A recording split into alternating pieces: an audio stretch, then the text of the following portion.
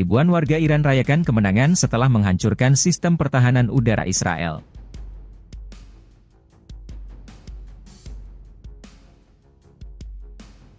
الموت للإسرائيل الموت للإسرائيل الموت للإسرائيل الموت للإسرائيل.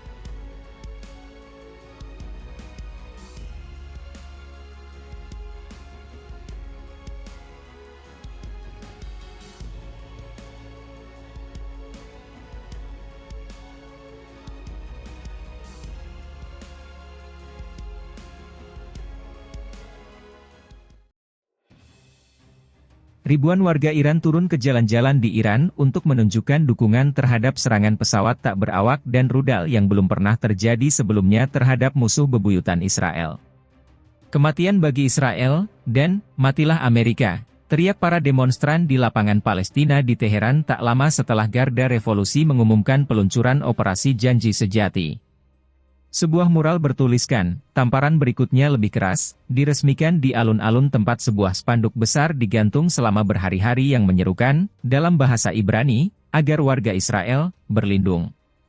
Pada hari Minggu, para pengunjuk rasa mengibarkan bendera nasional Iran dan Palestina di samping spanduk bertuliskan, kemenangan Tuhan sudah dekat.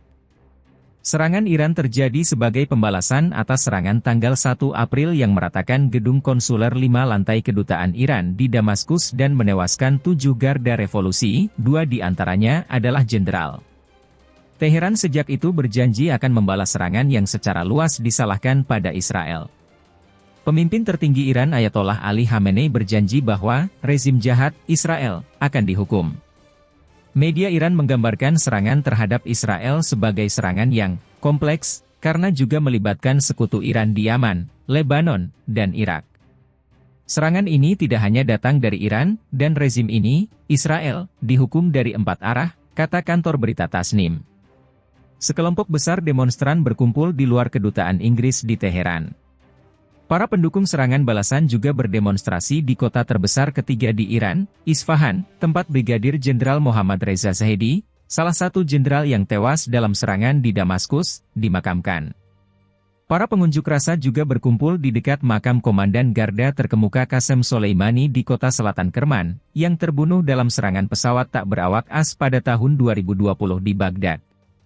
Teheran sebelumnya telah meminta Washington untuk tidak terlibat dalam konfliknya dengan Israel, tetapi harapan Iran pupus setelah seorang pejabat Pentagon mengkonfirmasi bahwa pasukan AS menembak jatuh pesawat tak berawak yang menuju Israel. Baca juga meski hadapi 300 rudal dan drone dari Iran, Israel tetap lanjutkan serangan ke Gaza. Iran berkeras bahwa mereka bertindak untuk membela diri, setelah menargetkan misi diplomatiknya di Damaskus. Pihaknya berharap tindakannya tidak akan memicu eskalasi lebih lanjut dan masalah ini dapat dianggap selesai. Perkembangan terakhir ini terjadi dengan latar belakang Perang Gaza yang dimulai dengan serangan Hamas pada 7 Oktober terhadap Israel yang menewaskan 1.170 orang, sebagian besar warga sipil. Teheran mendukung Hamas tetapi membantah terlibat langsung dalam serangannya terhadap Israel. Serangan balasan Israel terhadap Hamas telah menewaskan sedikitnya 33.686 orang di Gaza, sebagian besar perempuan dan anak-anak, menurut Kementerian Kesehatan wilayah yang dikelola Hamas. Iran tidak mengakui Israel, dan kedua negara telah melakukan perang bayangan selama bertahun-tahun. Antisipasi konflik dengan Israel telah mencengkeram Iran sejak serangan terhadap konsulatnya pada 1 April. Lebih baik mencapai kompromi agar perang tidak pecah dan orang-orang yang tidak bersalah tidak mati, kata Maryam, seorang pekerja sektor swasta berusia 43 tahun.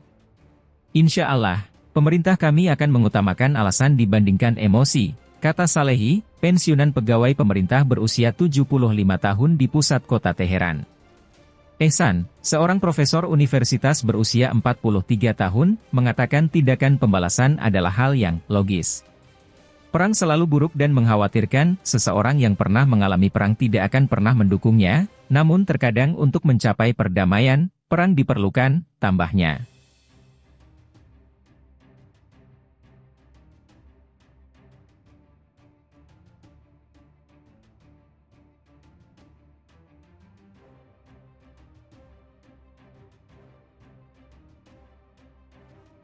Gerakan perlawanan Lebanon Hizbullah memberikan pukulan telak terhadap pemukiman Yahudi di wilayah utara pendudukan Palestina dengan melumpuhkan wilayah sepenuhnya dan mengubahnya menjadi kota hantu.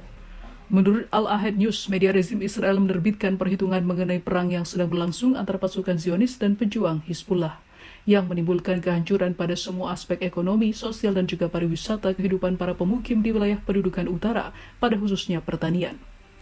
Dua pemukiman Shlomi dan juga Kiryat Shemona di wilayah Isba al-Jalil, wilayah utara Palestina yang diduduki, mengalami kerusakan paling parah dengan kerugian setengah juta shekel atau senilai 2,15 miliar rupiah. Surat kabar Israel, Yediot Ahronot melaporkan bahwa kerugian finansial akibat perang di Gaza pada proyek perdagangan dan keuangan rezim diperkirakan mencapai 6 miliar dolar atau sekitar 95 miliar rupiah. Ketua Dewan Pemukiman Metula David Azolai mengakui bahwa sekitar 100.000 pemukim Yahudi tinggal di luar pemukiman mereka setelah serangan Hizbullah. Media Israel memperkirakan kerugian pada pertanian mencapai 131 juta dolar Amerika dan mencatat bahwa harga pangan meningkat 30%. Pendapatan sektor pariwisata juga mengalami penurunan hampir 73%.